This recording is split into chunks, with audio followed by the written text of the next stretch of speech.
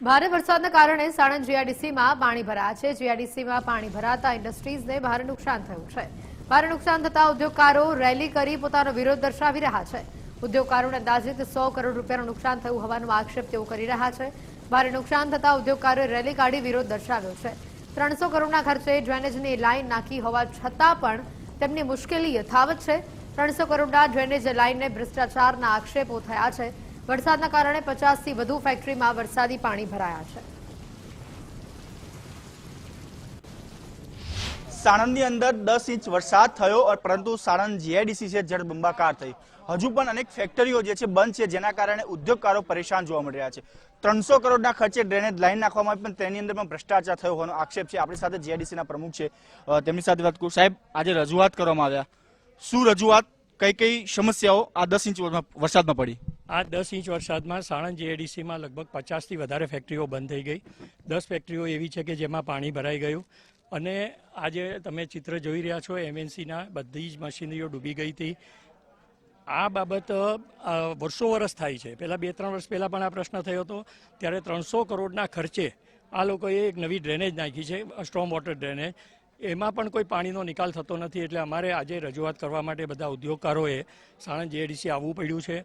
Sanand GIDC ઓફિસમાં અમે અધિકારીઓને મળ્યા, અમારી બધી રજૂઆત કરી। આ રજૂઆતો અમે માનનીય વડાપ્રધાન શ્રી અને માનનીય અમિતભાઈ શાહ સાહેબને પણ મોકલી આપી છે। અને ઉદ્યોગોને જો આ રીતે ઇન્ફ્રાસ્ટ્રક્ચર આપવામાં આવશે, આવા પ્રશ્નો જ્યારે વારંવાર કરવામાં આવશે તો આ સ્માર્ટ એસ્ટેટ કહેવાશે કઈ રીતે? બીજો એક અમારો રજૂઆત એ હતી કે જ્યારે માનનીય અમિતભાઈ સાહેબ આખા એરિયાનું ધ્યાન રાખે છે અને બાવળામાં જ્યારે આટલું ફ્લડ આવ્યું તો 2 આઈએએસ ઓફિસરને સ્પેશિયલ ડેપ્યુટ કર્યા છે, 2 મંત્રીઓને ડેપ્યુટ કર્યા છે। તો સાણંદ જીઆઈડીસીને તો પોતાના આઈએએસ અધિકારી છે, એ 5 દિવસથી અહીંયા આવ્યા નથી।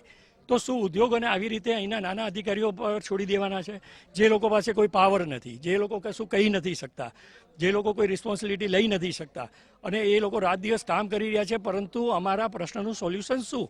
દર વર્ષે પાણી ભરાય, અઠવાડિયું પાવર જાય અને પછી અમારે પાછું એ જ કરવાનું છે। એટલે આજે અમે બધા ઉદ્યોગકારોએ એક રેલી કાઢી અને માનનીય બધા મંત્રી આપણા અધિકારીઓશ્રીને અમે મળ્યા।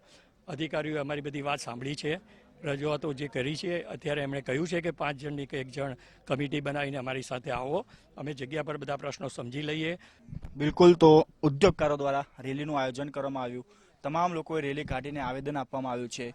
100 કરોડથી પણ વધારે નુકસાન 3 દિવસની અંદર। યુજીવીએસએલનો પાવર કટ છે, જેના કારણે કંપનીઓ પણ બંધ હાલતમાં છે। જો આ જ પ્રકારની પરિસ્થિતિ થઈ તો સાણંદ જે સ્માર્ટ જીઆઈડીસી કહેવાય છે તેની ઉપર પણ એક સવાલ ઊભો થશે અને કંપનીઓ પણ બંધ કરે એવી હાલત પણ ઊભી થઈ શકે છે।